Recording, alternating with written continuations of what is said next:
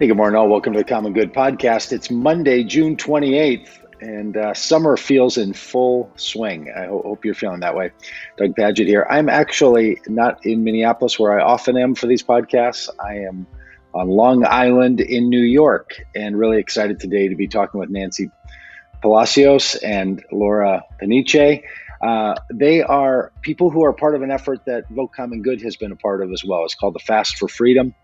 It's asking our politicians to take seriously the call to change our immigration system, to change our immigration laws, to make a change immediately in this current Congress, in this current month, in this current week. We're asking them to make changes in how we're treating our essential workers, DACA recipients, people who are here on other kinds of visas. All of this part of what's been a far too long coming change in an immigration program. Part of the way that's happening is asking faith leaders to fast. So Laura is on here. A few weeks ago, she was someone who was fasting, and Nanci is part of the groups that's helping to organize this with Faith in Florida and Faith in Action. All right, Laura, hey, can I start with you and ask how your fast went, and give us a little context as to why you did it. Why did you feel it was important to say that you will go a number of days without food intentionally with a group of people all in Washington, D.C.? I know you live in Colorado and do your work in Colorado, but you went to Washington, D.C. to sit with others and not eat and to make an intentional statement to fast. Can you tell us how that went and why that was important for you? Sure. Thank you, Doug. First of all, I have a background as well as a yoga instructor. And that's how I learned about using fasting as a way to cleanse the body. So I've done fasting before, but not for justice purposes. So when I heard of this opportunity that faith leaders from all over the country were gathering in Washington, D.C. to do a fast, to ask for immigration reform and to ask for our Congress to create a path to citizenship in the infrastructure package, which would be a more rapid way to obtain relief for people like me with DACA or essential workers or TPS holders. I thought it was a fabulous idea and great opportunity. Personally, I have lived in the country here in Colorado for about 24 years, undocumented, and I know the hardships of not having citizenship or a permanent protection. I am fighting for my mother, who is currently on the other side of the border, waiting to be reunited here with her children. And I've also recently lost my father to cancer, and he was an essential worker of this country for more than 24 years. And I wanted to go to DC and tell my dad's story and let Congress know why this is such an urgent issue. Mm-hmm. Well, thank you for doing that. Thank you for your story. Hey, Nanci, you do organizing like this. So you do it in Florida. You do it with the group Faith in Action, which has affiliates all over the country. Can you talk a little bit about why this is so important for people everywhere in the country to think about it? It's easy for some people to think, well, I don't know, maybe immigration is a Washington, D.C. and the states that border Mexico problem. But maybe other people feel like they don't need to be thinking about it quite so much. Yes, thank you so much, Doug. And so I myself am also a DACA recipient and was undocumented until I was 23 when DACA happened. My parents are still essential workers who are undocumented and have been waiting for a pathway to citizenship now for over 26 years. And so I have been able to organize communities all throughout Florida and supporting folks who are doing organizing across the country. And the urgency in every state of people that I talk to is the same. People are hoping and have been working to be able to elect leaders that would finally deliver a pathway to citizenship for them. The reality of our people in every state is that they have faced this pandemic, having to work, not having another choice, exposing themselves throughout the entire COVID crisis, and still having to show up to work with no real relief. And as we're meeting with members of Congress in DC during this fast, they want to hear from people in their district. So as much as we are here fasting and we have folks from different areas, it is just as important for folks who are not fasting here, who are back home, maybe doing solidarity fast or actions or just reaching out to their members of Congress, for them to relate those stories. Because at the end of the day, these members of Congress represent those communities. They want to hear from people in their communities.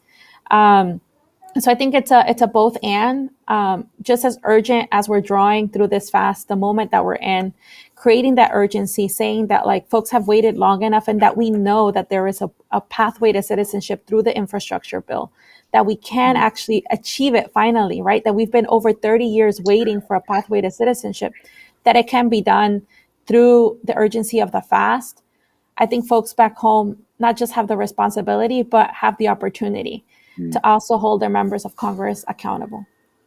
Yeah, Nancy, that feels like such an important point, that it's been a long time that we have not had pathways to citizenship. There's a lot of people who say, I hear it from them regularly, like, hey, everybody should just follow the rules. Like, why are people coming in the country when they can't become a citizen? Or why don't they just cross the border in a way that makes sense?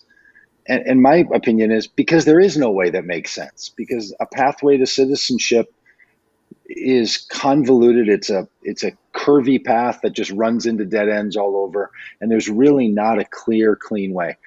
And the dirty truth is this has been the case in the United States from its inception. We tell ourselves that this is a country that is made of immigrants, and we all know the benefits of people coming from all over the world and making up a people here. We've made it hard on people to be immigrants for the period of this country's history, and particularly difficult in the last 30 years. Laura, can you say a little something about what a DACA recipient is? A lot of us hear that word. It's become part of the phrases that you use when you talk about immigration.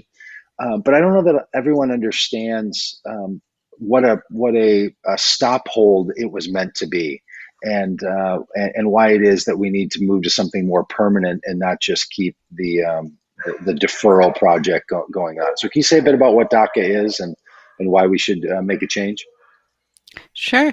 The DACA program was created during I think it was during the second administration of the Obama administration.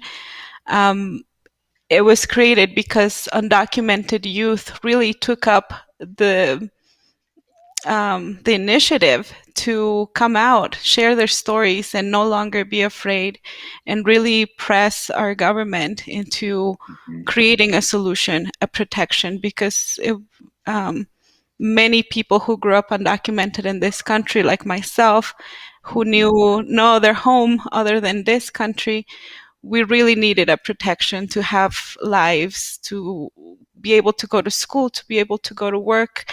So the DACA program gives me, DACA stands for Deferred Action for Childhood Arrivals. It gives me a 2-year protection that says I shouldn't be a priority for deportation. This also gives me the ability to get a work permit and a social security number, which is not to be used for public benefits, but it is to be used to obtain a driver's license, for example. And this is a permit I need to renew every 2 years. I have to pay $500 and go through the biometrics process. And it is, it's not permanent. I have heard of people losing their DACA because they got a DUI or something like that, for example. So you do have to have a moral, outstanding character in order to keep this protection, which is not permanent. That's right, and it's not permanent. And frankly, it's even the title, which is has a very government title to it, right? First of all, it's an acronym, DACA, and then Deferred Action for Childhood Arrivals, meaning it's just deferring the deportation action. It's not moving someone to a place where they can fully participate. And then it does this rather cruel thing, it seems to me. It says, hey, we will let you work here. We will demand that you pay taxes, but you don't get to use that social security number to reap the benefit of those FICA taxes that you pay down the road. So we're doing something, all these patchworks with our immigration system. And a lot of activists, you all personally, you've been doing this work in your organizing. Laura, you've been doing it not only in organizing, but also as a filmmaker, which I wanted to ask you about here in a minute. So people have been doing this work and like demanding for DACA to be extended. A really important thing that people did during the Trump administration. Great fear that they were going to abandon the DACA commitments. But that makes people feel like DACA is a solution, right? It makes people feel like, oh, DACA is the real good thing. Like we need to keep DACA. It's a Band-Aid. It's a little temporary carryover to protect a wound. It's not designed to be the solution. What this Fast for Freedom is really calling for is to solve this problem, right? To not just keep DACA going perpetually, because, Laura, as you said, it doesn't really provide all that it needs to. How are you feeling about where things sit right now? Be as blunt, be as hopeful, be as optimistic, or as straight talking as you want. Nanci, how are you feeling about where Congress is on this? And are they going to solve this problem as they take up the infrastructure bill? Yes. So definitely DACA is not a straight pathway. It doesn't have a pathway to citizenship.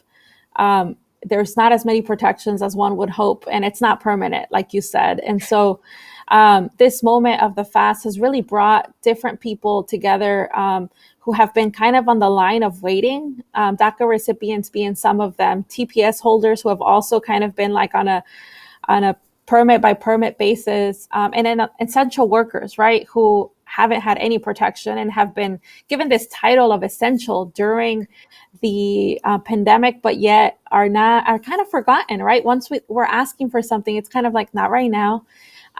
So I feel hopeful of the moment that we're in because of the momentum that this fast has allowed for us to build upon the stories of especially essential workers who have kind of been forgotten throughout the aftermath of how we're coming out of the pandemic, right? And however, I do believe that we have told stories in a way that is capturing people's attention. While we have been here at the fast, we've been able to get some visits from members of Congress who have been champions of our families, and we've been able to learn a little bit of the process of like how to be able to get through the infrastructure bill and some of the obstacles that we might come upon right now that they're trying to reach a bipartisan deal that most likely won't include immigrant families.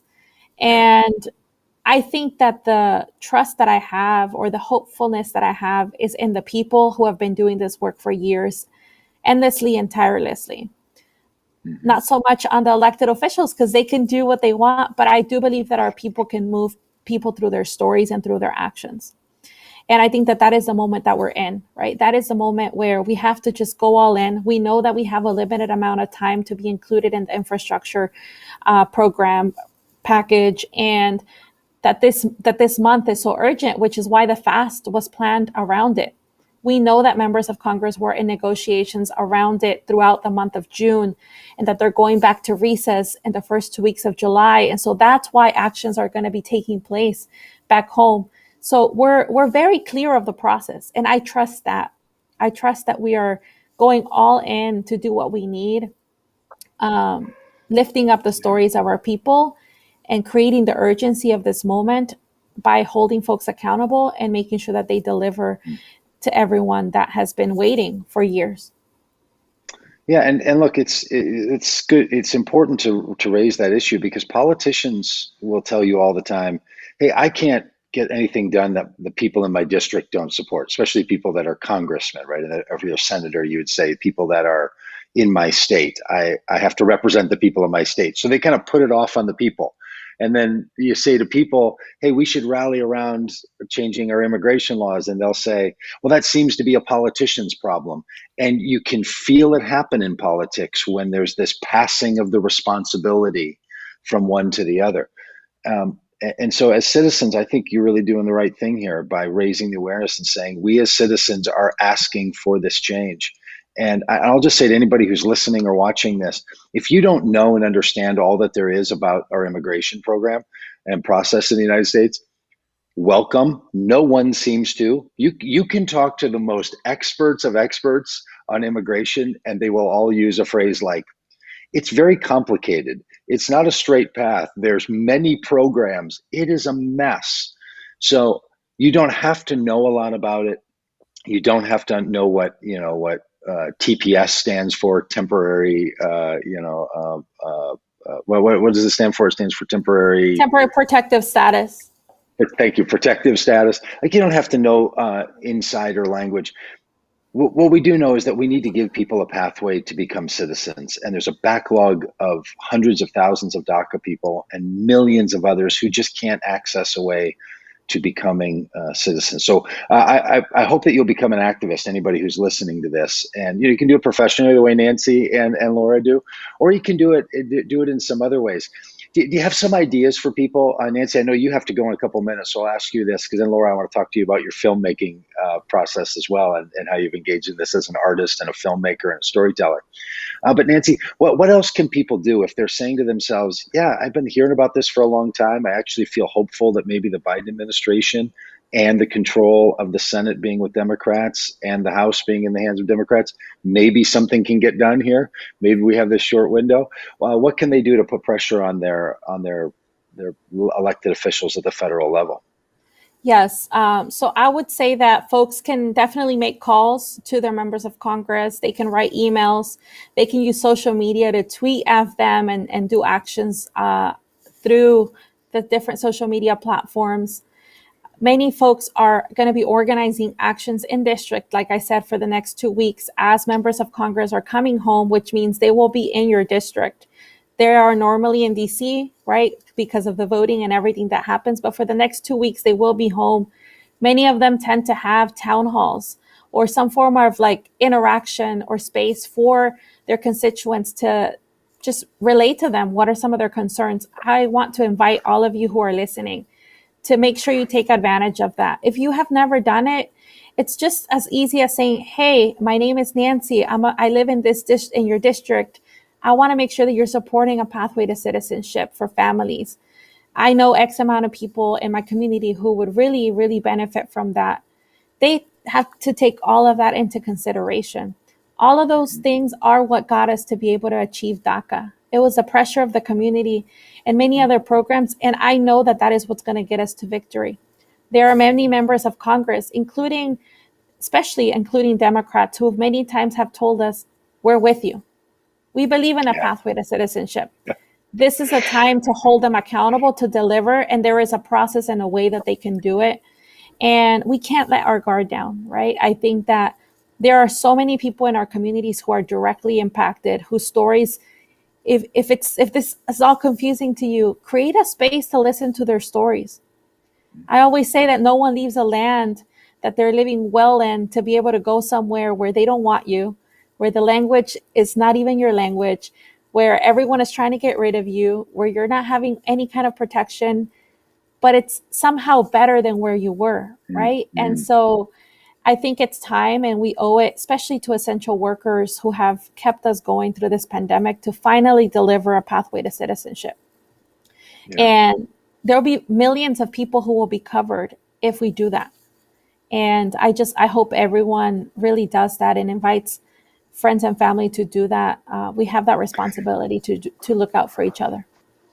And Nanci, just to ask you to say another word or two about it, it does help when people call their congressperson, right? And it does help when they send a letter. People might think like, oh my gosh, it's like calling into my insurance company, but I'm going to call the federal government. They don't care. Or, one of those voicemails that say, hey, would you stay on after this interaction with your customer service person and give us the survey. So people just so often feel like, I'm not going to waste my time calling into some call center. Give us the encouragement that this really does work.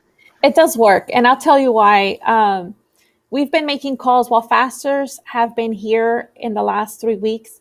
They have been making calls to their members of Congress. That is, when you have an 8 all day, we got to find some way to keep us busy, right? That is one of the reasons why some of the members of Congress decided to come and actually meet with the fasters last week. We had Representative Joaquin Castro come and meet with them. We had Representative Omar from Minnesota SEPTA delegation, among many others. So they do listen. Whenever you're calling into their office, they have to record every call that comes in, whether it's for or against something that you like. And just like as you're calling to support immigration reform or some form of protection for immigrants, there's people actively calling for other reasons, right? Something that's happening in their community, and they have to make a note of all of that. If they hear from enough people, they have to pay attention to it. And that is what we're trying to do with this fast and with the different actions that are happening. They have to listen, right? They have to take direction from their constituents. And it's far more powerful if they're hearing from people who directly live in their district and have stories to share of experiences, right? And it's not just statistics, but it's the reality of their stories. All of that moves hearts and minds. Yeah.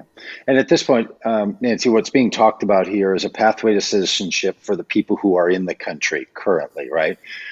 We're going to be doing an effort at Vote Common Good where we're going to ride bicycles from San Diego to St. Augustine, Florida, to raise issues of our border and to do storytelling about people who are impacted in the borderlands and with our border policy, in addition to immigration policy. But what's going on right now, for people who need to know, these are people that are currently living in the United States, DACA recipients, people who are here on temporary visas, people that are in the country without documentation because their visas have expired.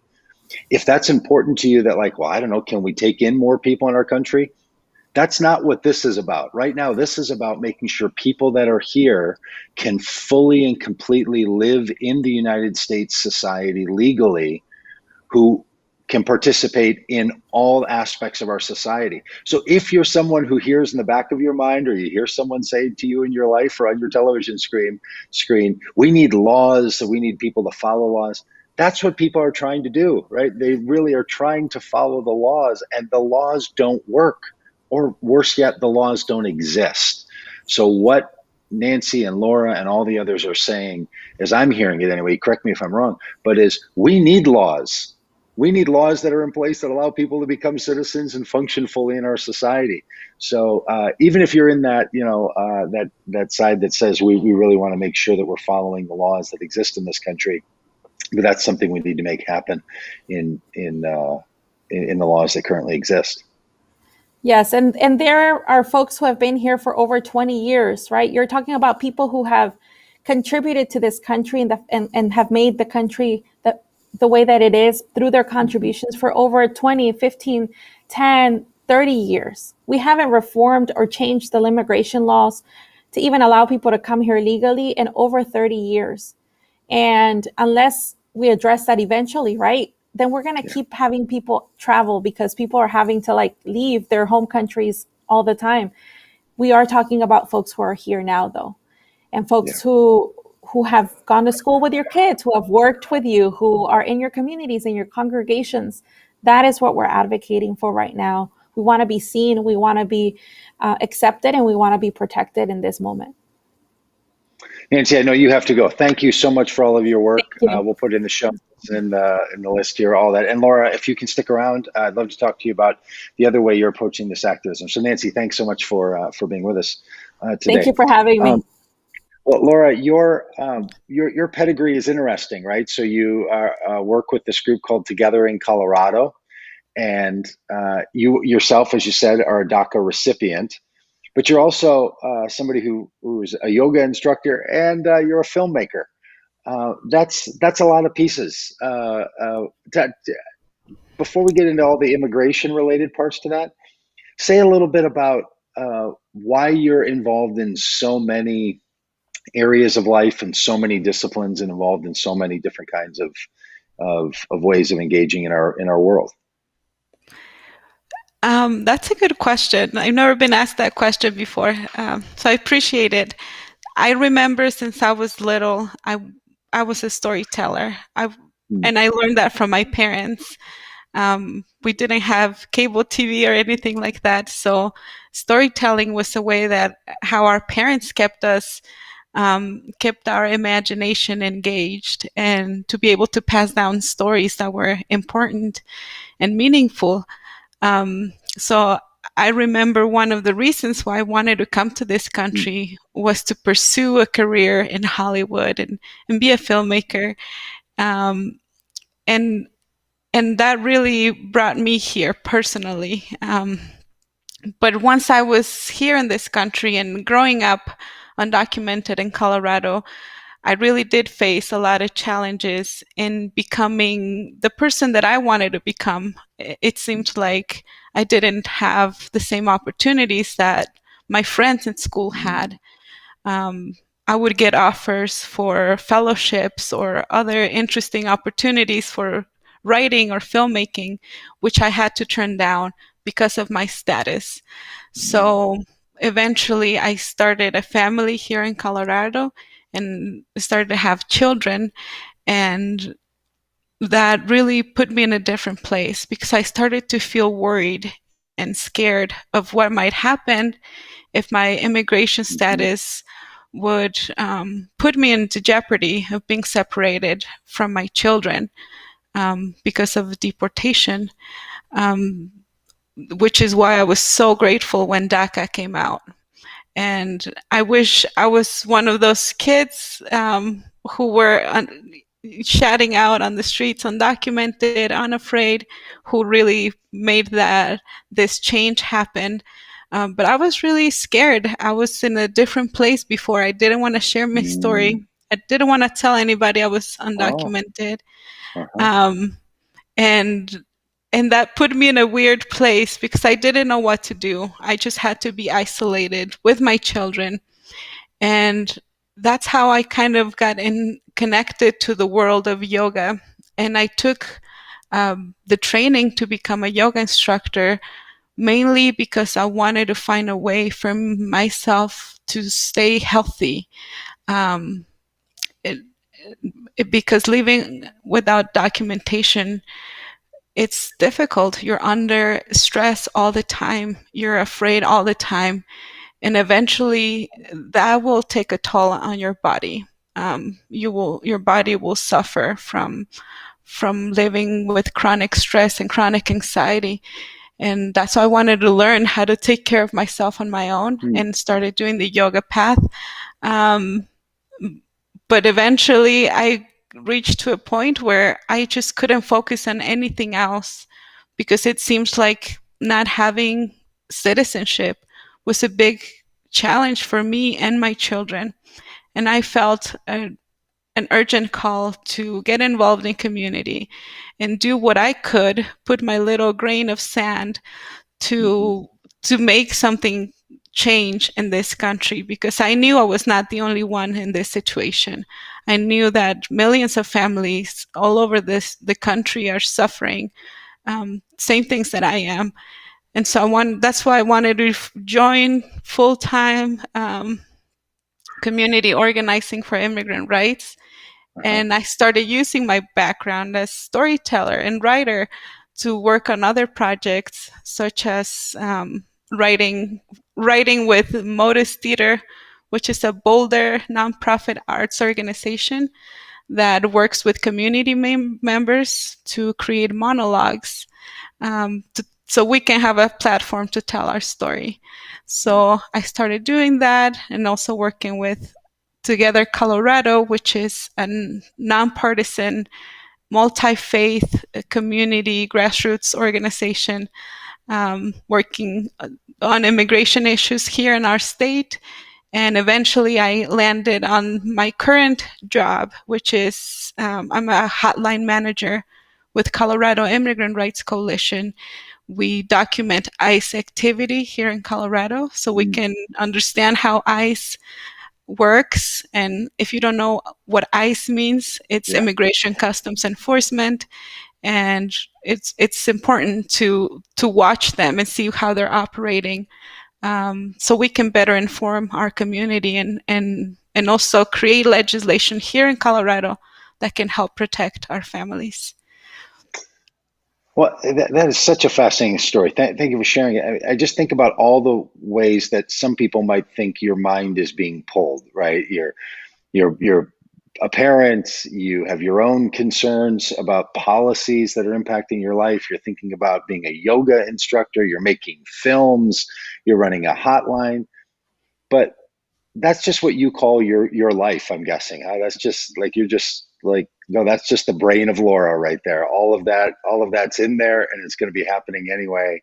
And is that right? Like you would be doing this internally, thinking about all these things, and you're just finding a way to make sure that that's part of your work life and your activism life and your just daily life.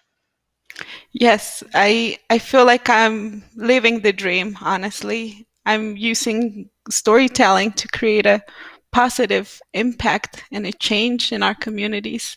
So I never imagined I would end up working with with community organizations and working with community organizing. I never imagined that. I had different plans and different ideas. However, you're right. Like, if I wasn't working on immigrant rights, I would constantly be worried about what's happening, not knowing how to take action. And so being fully involved has been helpful for my own well-being, because I have more peace of mind knowing that I'm doing my best every day to to change the circumstances that are affecting me personally and so many other people. So in 2011, you made a film, a documentary called "No One Shall Be Called Illegal." Tell us a little bit about that film. And you made that as before DACA was a thing. Is that right? I mean, DACA was being talked about as an executive action that the president was going to use to protect childhood arrivals. Tell us about that film. While I was still learning in at film school, I was still learning about documentary filmmaking. I I got really inspired by Colorado documentarians who were telling stories of civil rights and those important stories that people usually don't seek because they're not for entertainment, they're for educational and informational purposes. And so I fell in love with this craft or documentary filmmaking, and I wanted to be able to tell my story in a way that would be safe enough, even though I don't know what that means, because telling your story when you have absolutely no protection can be really scary, very risky.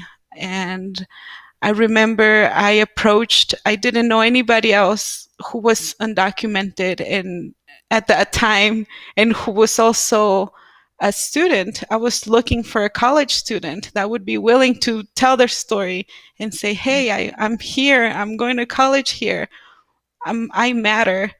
And so it was hard to try to recruit people to help me on this project because people were worried that we would put someone in danger. So I ended up being like a one-person crew. I ran the camera, the sound, and I edited the film myself. And like I said, I didn't know anybody at that time. So I asked my brother, who at that time was enrolled in community college, and I asked him to do this project with me. It was just for school. Nobody else will see it. And he said, great, let's do it. And he was brave enough to come out and tell his story. I protected his name, and I never told anybody that he was my brother. And so when people would watch the film at school, they really didn't know that was my brother on the screen.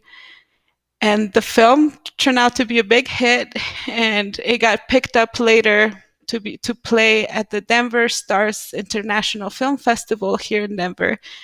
And that was a dream come true to see my brother telling his story on the big screen.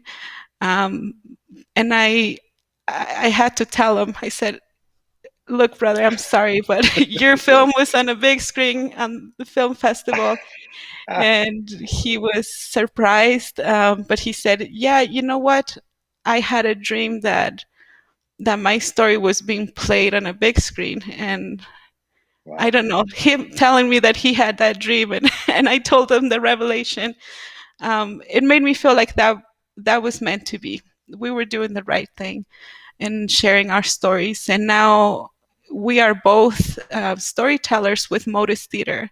My brother is actually now working for Modus Theater as a project manager, and we have both wrote monologues, and which we have shared in both statewide as well as national platforms. So Amazing. it's been an amazing journey.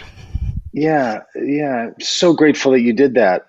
People are told to stay in the shadows, and the way that people who don't have the legal documentation to live and work in the country survive is to keep their heads down, stay in the shadows, and stay quiet. It's part of the reason why people put up with it and tolerate it, right? There's all this shunning and silence around it. So for you and other documentarians, which maybe you helped start that movement because there's been a lot of documentaries about people living in that situation, you did just the opposite of that. Like, you pointed lights at it and shined a camera at it and then said to people, look at this and watch it.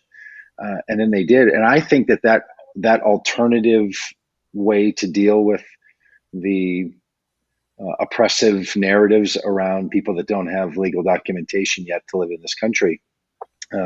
That's the way we're going to change this thing, right? Is that we're going to just do the opposite of what the oppressive system is saying that you must do.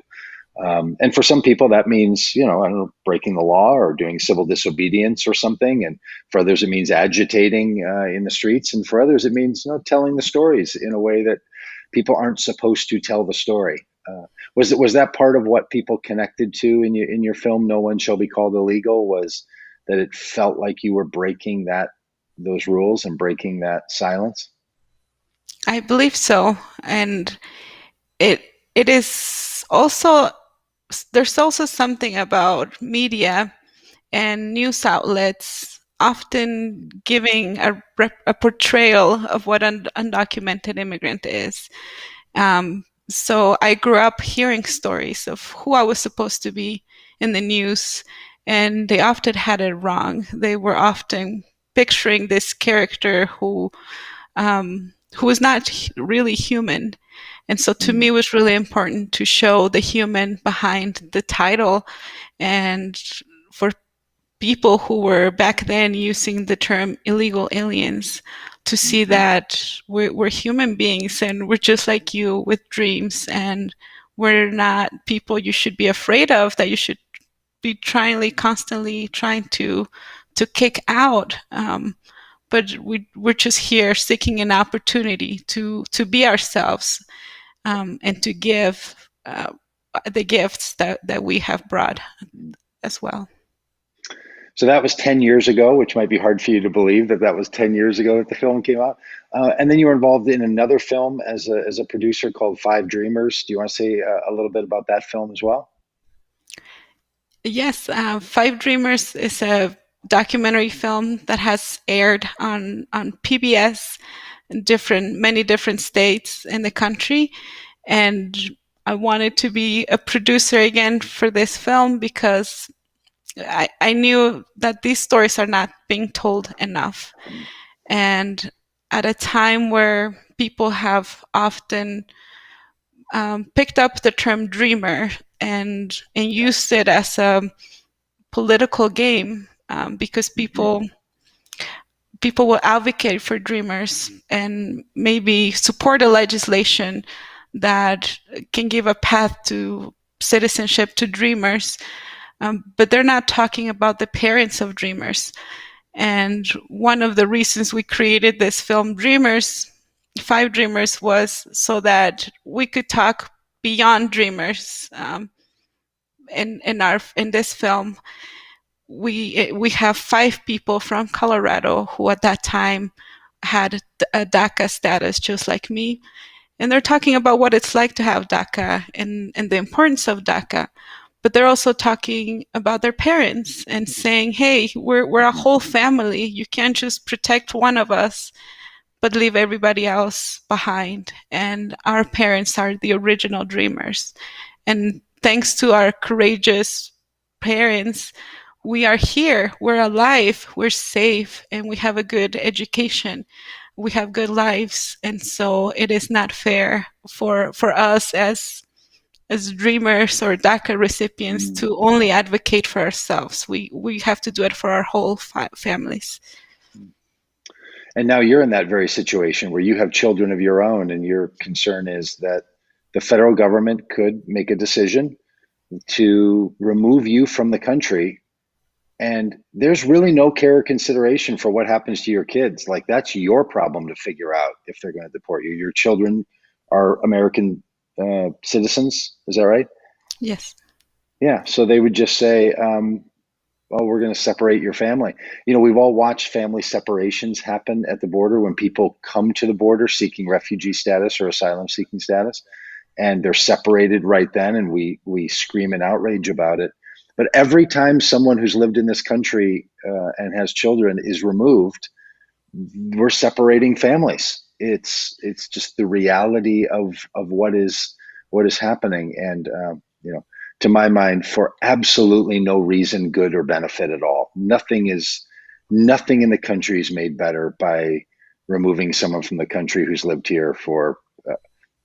I won't even put a number of hours on it or years on it. There's just nothing good that comes when we do that. Like, country's just one less person who wants to be here and wants to contribute to the goodness of this country. Are you willing to say a little bit about your own family and why your parents chose to come to the United States and what that was like for you? Are you comfortable talking about that part of your story? Yes. And first of all, I thank you for touching that point of family separation. That's a really big motive for me to do the work I do, because family separation does happen at the border, like you mentioned, but I have also seen immigration status being used against families within our court systems, in which a judge will give a parent who has citizenship the custody of the children because they know the other parent does not have permanent status. And then that creates another barrier and another way to separate families as well. I've seen so much family separation in the interior of the country, and we're not at the border, and yet families continue to get separated all the time. So thank you again for bringing that up. And my family, as I mentioned, we've been here for more than 24 years, and we left Mexico because at the time when we were living there, my father was really concerned about our safety as children. We would often hear stories in the news about children that would go missing, a lot of kidnappings happening. And this is something that my father was constantly worried about. On top of not being able to provide everything that he needed to for his family because of the lack of opportunity, the lack of jobs that can pay a fair wage for my dad to have enough money to support his family. We were really escaping extreme poverty. I always share the story of how we couldn't even afford toilet paper. And that's a luxury that Americans have and that you take for granted. But I don't take it for granted because I didn't grow up with toilet paper, or I didn't grow up with other luxuries like having running water on your tab 24/7. Those are things that I don't know, pushed us to seek a better life.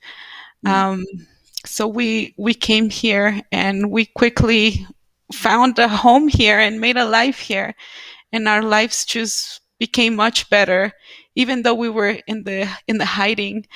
But it was still better because my dad was able to have a job and to be able to provide us with basic necessities. And more importantly, we felt like we were safe, like we could go to the park and play with other kids, and we didn't have to constantly be worried about something bad happening to us. And is it okay if I ask how did you come into the country? What was the mechanism that you came into the United States?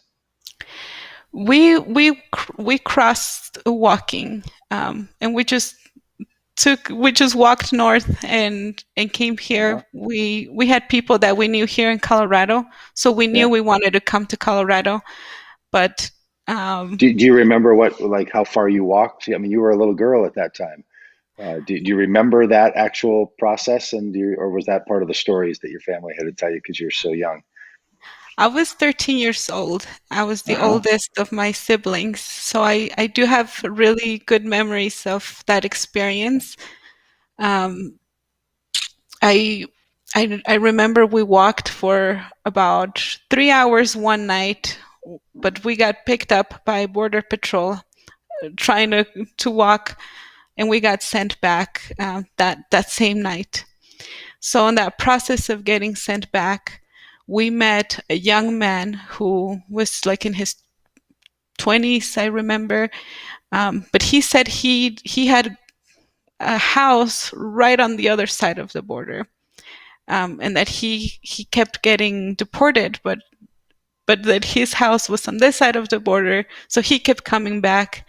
And he told us he must have felt compassion for us because my dad was a young man with children traveling. So he showed us the way on how to cross on a way that would be a little bit easier. He showed us like where his house was, and we were able to come back with him because he was coming back to his house the very next day. And that was the first time that someone from this country helped us out.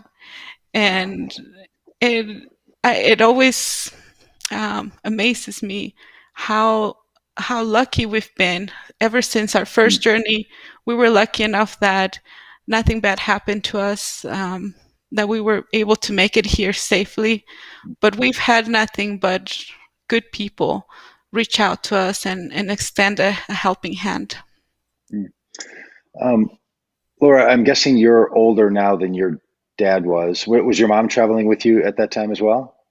She did not. She joined us later. Okay, so you're probably older now than your dad was when he made this journey. Can you imagine doing what your dad did? Can you imagine taking having a 13-year-old and younger kids and having to travel into a country you haven't been in before?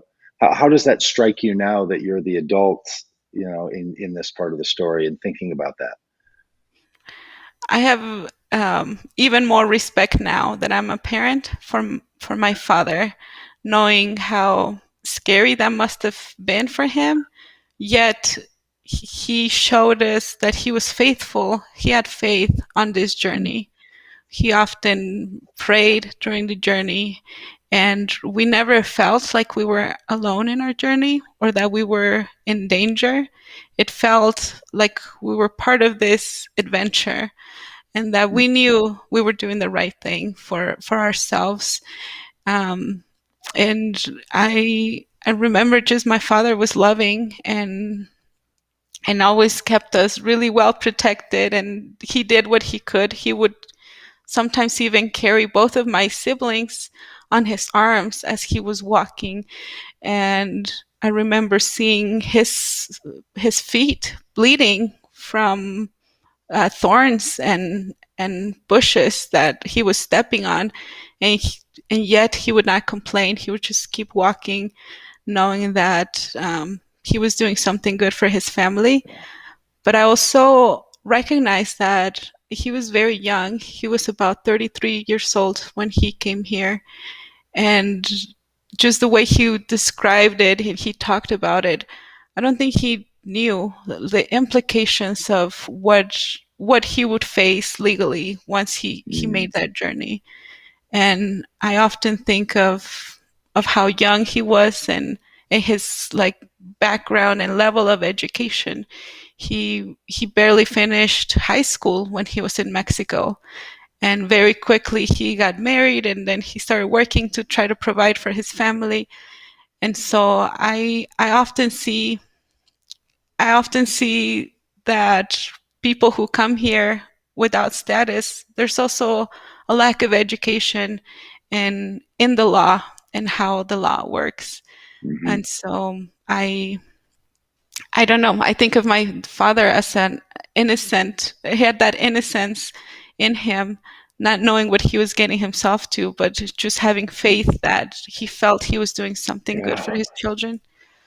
And this is a big piece of the story. When you talk to people who are coming from Central America, especially, and Mexico, they often feel that, like, this is an act of faith. They feel God is calling them to save their family and go to the United States. In the other work that you do you hear those stories regularly as well from people that, from their vantage point, it's not about laws or breaking the law or a broken immigration system in our country of the United States? They're saying, no, God wants me to save my family, and I will do what I have to do to save my family. And that really collides with the people in the United States who think that their faith drives them to say to people, don't come here, because by doing so, you'd be violating the law. And it just feels like the Christian story over and over, where some people are trying to maintain a legal system and some people are trying to protect and save humanity. And it's just that story that feels like it's playing out over and over. Do you find that often in the stories that you that you meet of people who are coming here, that they feel spiritually called to save their family and come to the United States in the way to do that? I do see that a lot. I've heard of many miracles at the border and things that have happened because people had faith. People prayed and their lives were saved. This also happened to us at the border, where we were in difficult situations, but keeping faith and continuing to act with faith really helped us so much. And that really shaped me as well. Like, I would say my crossing experience here really shaped me as a person of faith and strengthened my faith.